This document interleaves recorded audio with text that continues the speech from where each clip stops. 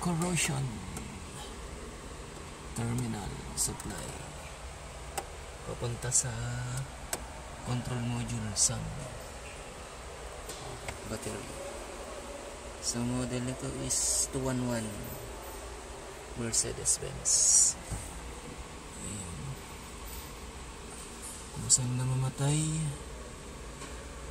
too low yung kanyang voltahe na supply, kaya ito yung aking nakita.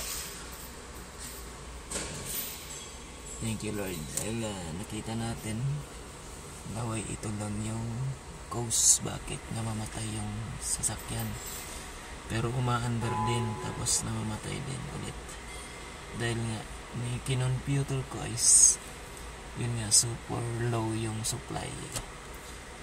Tinuturo niya yung SAM sa driver side. So thank you so much for watching. God bless and stay safe po sa bawat isa. Bye bye and God bless.